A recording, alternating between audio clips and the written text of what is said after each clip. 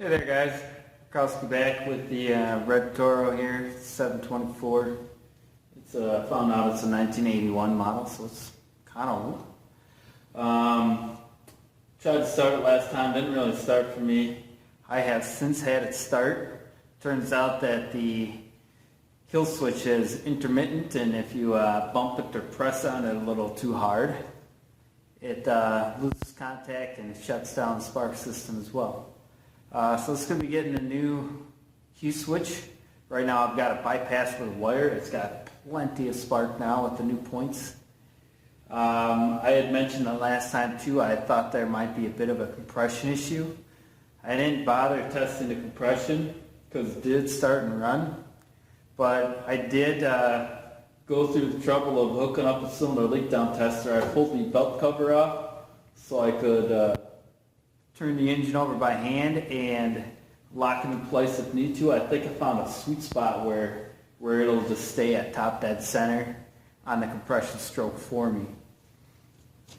And so I've gone ahead and I've got the gauge hooked up here.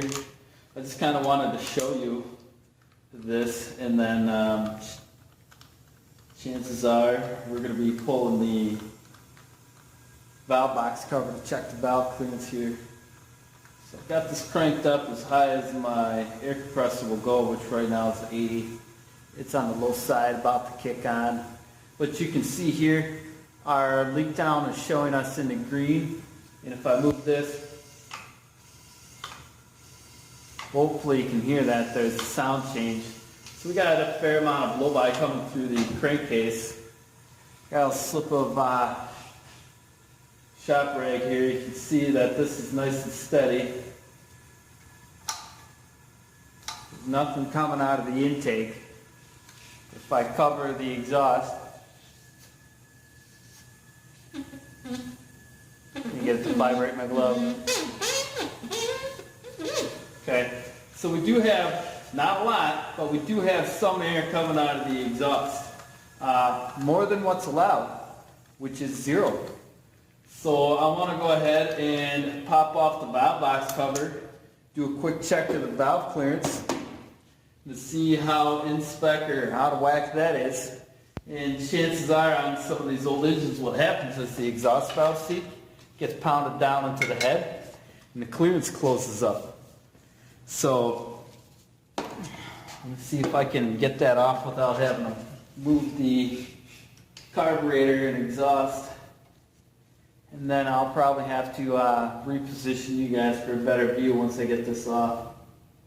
Worst case scenario, we popping the cylinder head back off and pulling the valve out so we can grind the stem shorter so we can restore clearance and make sure that the valve is fully closing. Or maybe we pull it out and find out that the seat of the valve itself is burnt and we maybe need a new one. Which that's concerning because given its age, that might be hard to come by.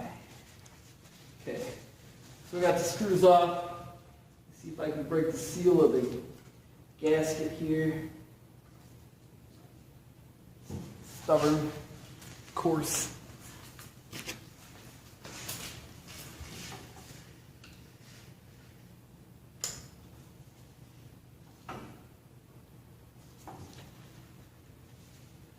Got some welding.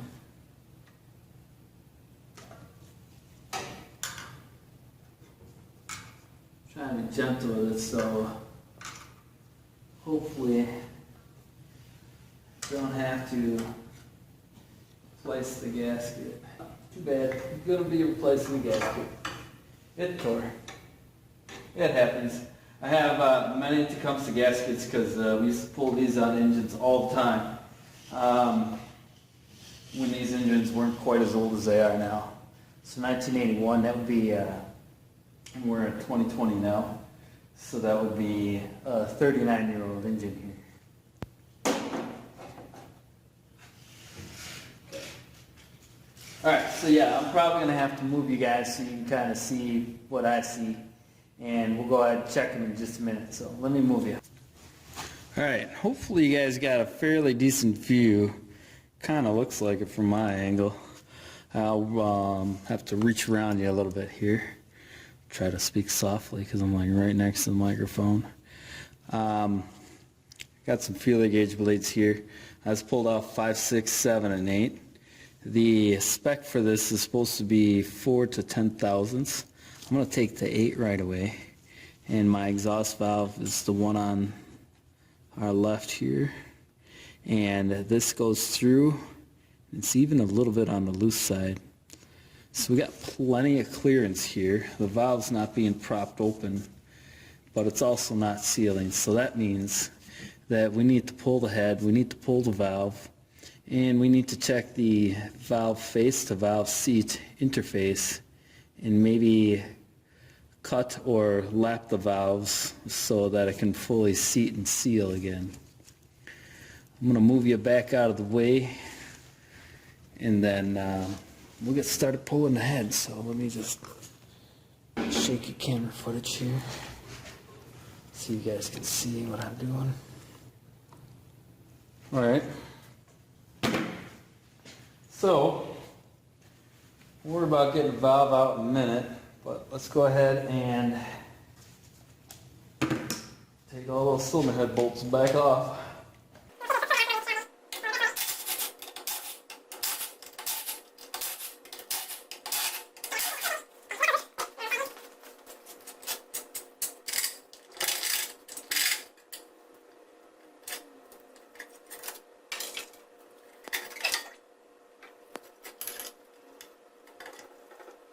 Put that in there to hold it.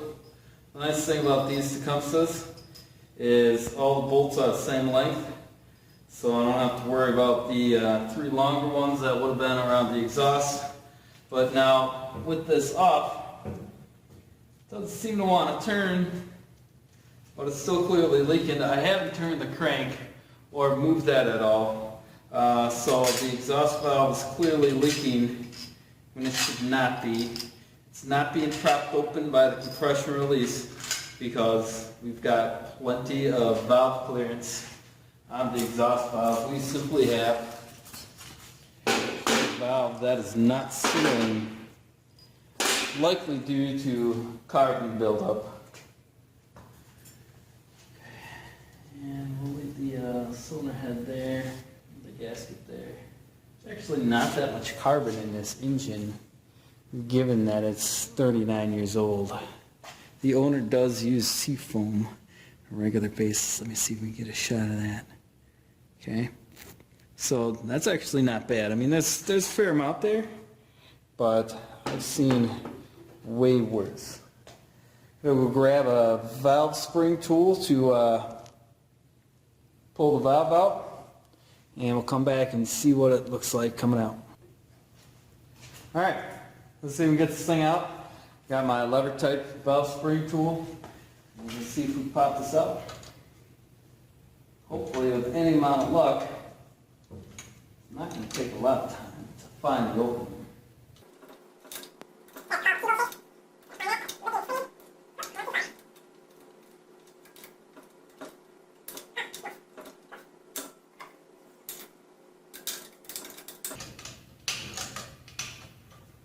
Go. And we got our exhaust valve out. Try not to touch the face too much. See if we can show you guys the face there. You can see it's quite dark. And there are dull white patches like that one right there. Okay. Where it looks like it's been a while since it's made contact with the valve seat. And we can see that it's not exactly even all the way around. You can see it's really skinny right there. And then as we rotate it, you can see the shiny spot and how it gets thicker here. And then it gets thinner there. Okay. And you can see the carbon in the guide is starting to get worn out, and the carbon is working its way down into the guide. And so that's going to cause this to tip and rock. Now we can probably lap the seat and improve the valve face to valve seat interface and get a few more years out of this. But if this starts leaking again, it's likely going to need a valve with an oversized stem, or it's going to need the guide pulled out, but I don't think, yeah, these are cast in place, so I'm not sure how serviceable those would be. That's assuming you can find the parts to service this. So we'll go ahead and we'll see if we can lamp this and improve its interface, and we'll put it back together and we'll retest. Let's see if we can take a look at the seat here a little bit. Get the light repositioned for us.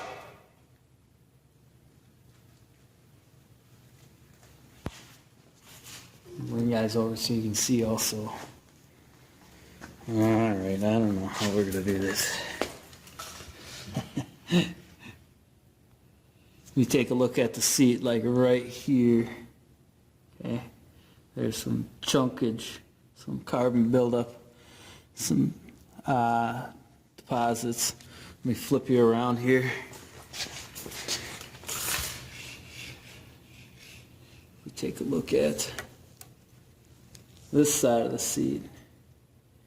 I don't know if you guys can see that or not.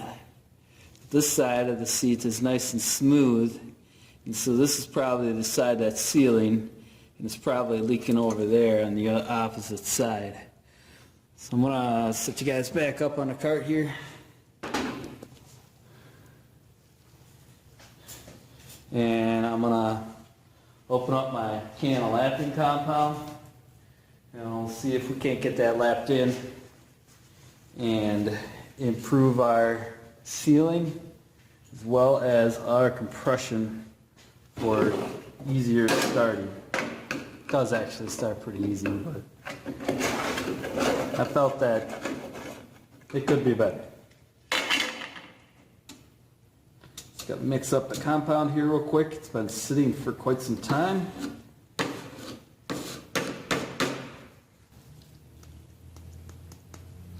You know, I'm going to need to go clean this off on the wire wheel. Pause the eyes, we'll be right back. Alright, I'm back. Got the valve cleaned up. You can see the face a little bit more. Okay. You can see this should be a lot smoother. Easier for my suction cup to stick to. Yeah, like that. So get that stuck to it here. Wipe off the suction cup. Take a small dab.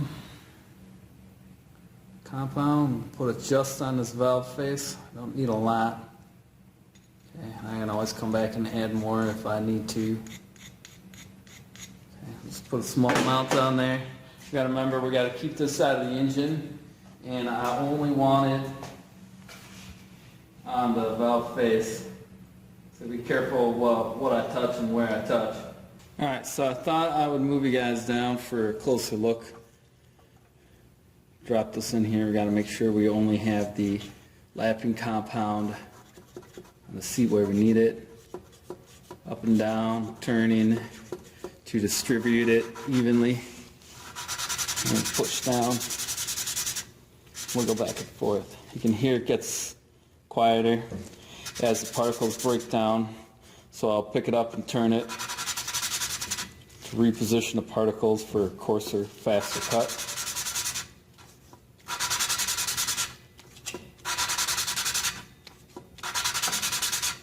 I'm gonna keep doing this until I get a nice even ring all the way around the valve face and seat.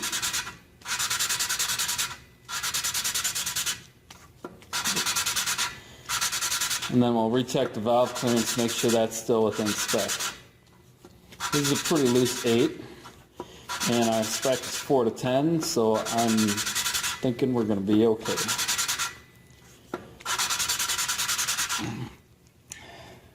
Time permitting, I might also go ahead and pull the intake and just verify that one's good as well. It should be because it tested okay, but I just might since we're this far into the engine.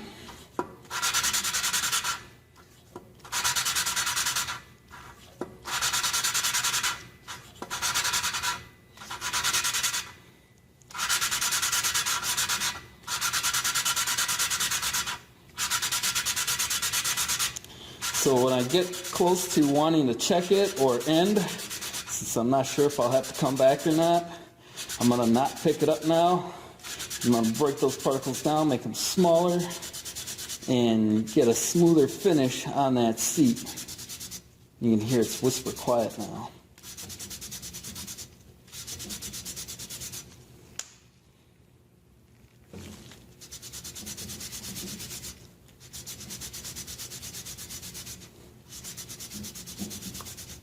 Okay, so I'm going to pull this out,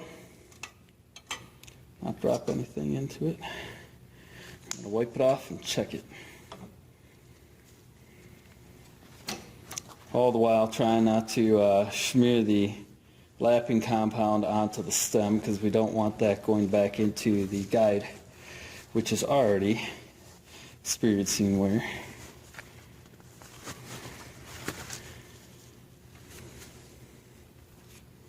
Okay, so now, if you can see, there's a shiny silver ring. Goes all the way around the valve face. It's kind of low on the valve face. That's interesting. They're usually a little bit more in the middle. I wonder if this valve has been replaced once before. But this ring, I'll stop and look at it. Seems to be relatively even in thickness all the way around. So that tells us that we should have good sealing all the way around the valve. So I'm going to finish wiping this off. I will probably take and wash it off with some brake clean. I also got to wipe the compound out of the seat here best I can. Oops, get the head gasket out of there.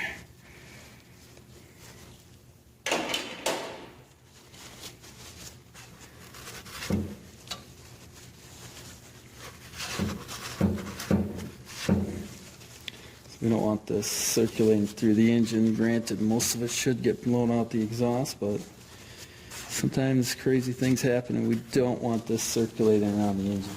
The other thing I'm going to look for on the seat here is I don't want any little black spots or pits in the seat.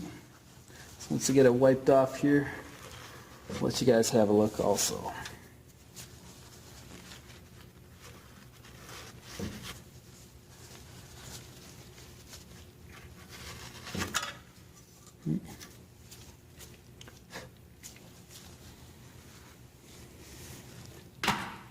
Oops. Alright, so now you can kind of see the exhaust seat. You might be able to see that there's a little bit of pitting over here underneath my picking finger, but that's pretty minimal and pretty decent for an engine of this vintage. So I'm going to go ahead and call that good. And I'm going to pull that head gasket so I can clean underneath.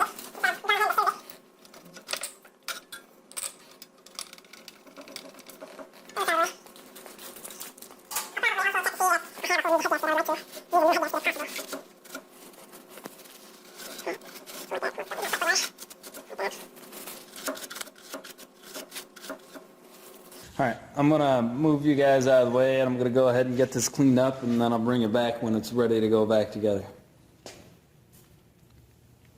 Alright, and we're back and we got things cleaned up. I've cleaned off the gasket surface on the cylinder block here. I've cleaned off the cylinder head. I was lucky enough to find a new cylinder head gasket as well as a new gasket for the valve cover box. And so now it's time to go ahead and put things back together. So I've got the valve stem here. I'm going to just take a little bit of the engine oil, put a thin coat, doesn't have to be a whole lot. We want a little bit of lubrication in there for when we go to set the valve in. I sprayed out the port with some brake clean. I purposely left the oil change on this engine to last so that way in case I did get a tiny amount in the crankcase, it's going to get washed out, it's going to get changed out right away. I've got the valve spring set up in a spring compressor and just need the, this is the top spring seat, this has to go in. So I've got to set this in, drop this down into the guide. This is going to have to go under first. Okay. I'm gonna let the oil kind of hopefully stick that up to the ceiling of the valve box there. And then I've got to go ahead and actually compress this. I think hopefully it won't spring out on me. Remember with these, you see the keyhole shape? You want the big hole facing away from the hinge. Okay? So that makes it easier to get in there and maneuver around. And we only want to compress it till right before coil bind. That's usually enough to get these things in. Okay? So I'm going to gently pick this up. Drop the valve down into the middle. Got to find that keyhole so that the valve falls through.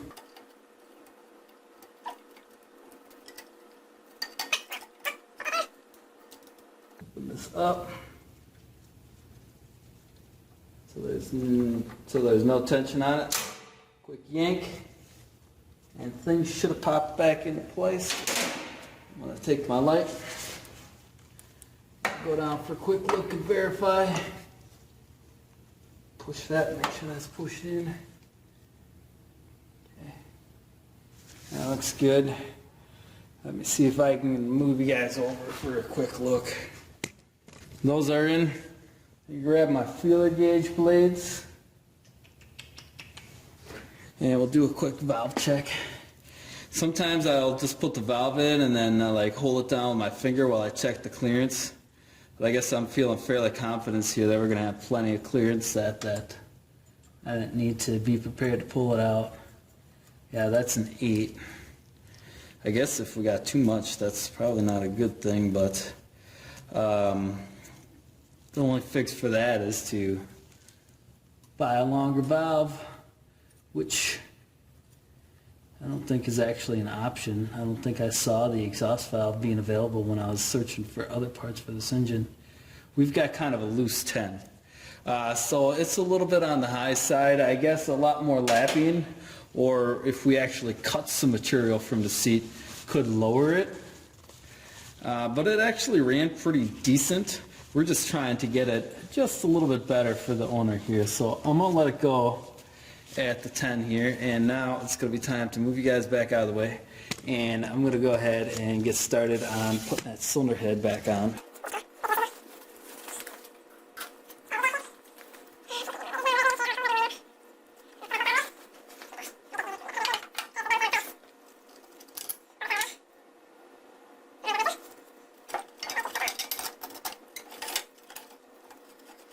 Alright, so I loosened a couple of things up, and then fortunately I was able to look down the hole and see that they were close to lined up but not quite, and so I used a lining punch, and I was able to drop down there and get it lined up enough to get a couple of bolts in, and then I was able to go around and look and verify that all the holes lined up and matched up. Okay, and then of course our real test will be that it actually has compression and starts when we're done. Alright, so now we need to put in a few more bolts to hold things into place. And then we got to put that other cover on.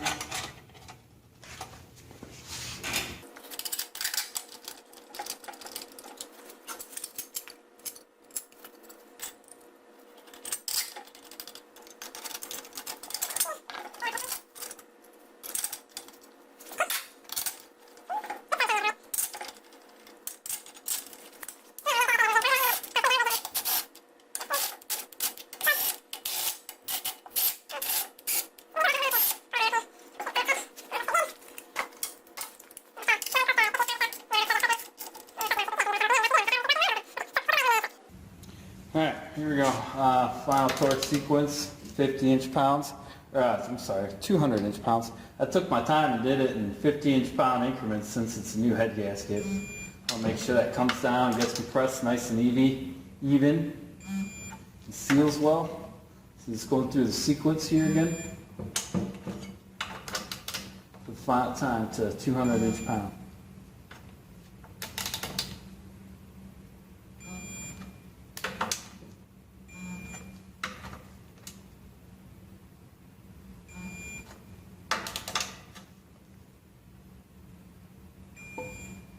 Alright, so that's our cylinder heads torqued.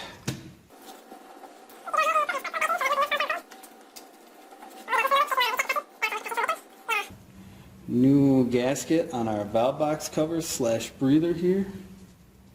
Gotta get that to go up and in.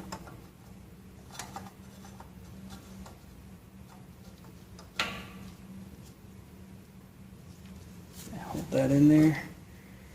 We got our little screws started. These guys, I don't think they even list the torque spec in the manual for these, but they're really small. They're something like 30 to 40 inch-pounds. Definitely nothing more than a nut driver is needed to install and snug these up. I've had to heat a coil of my fair share of these screw holes when they strip out from people using like 1/4 inch ratchets with 5/16 sockets on them. That's still just too much torque.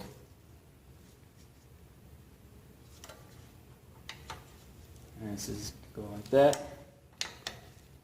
that, and wrist tight is all they need to be. Okay, there's a little bit of oil splashing around in there, but not a ton. And you can see that's our breather tube to let out the crankcase vapors. Yeah, let's go ahead actually, let me take this back out and we will hook up the cylinder leak down tester. I haven't moved the engine and we should notice now that that no longer leaks. Let's find out. I haven't checked it yet.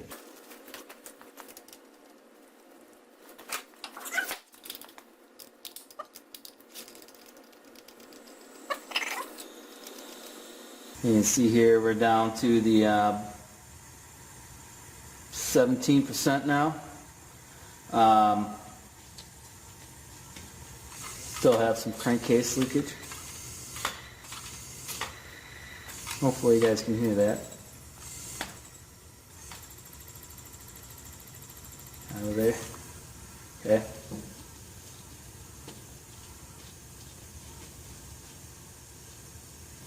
Nothing out of the exhaust anymore.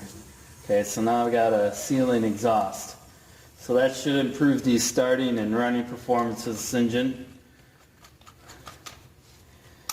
Make it easier for the customer to get a few more years out of this, along with some nice good spark.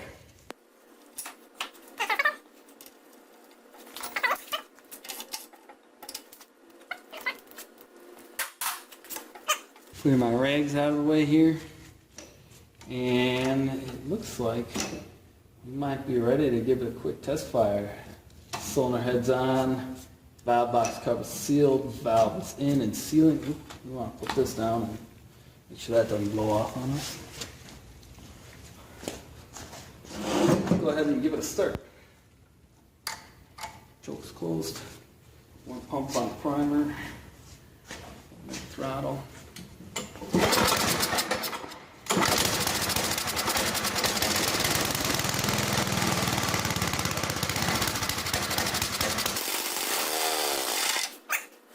So, started some runs. I was fumbling with the cables up there, so that's why it petered out on us here.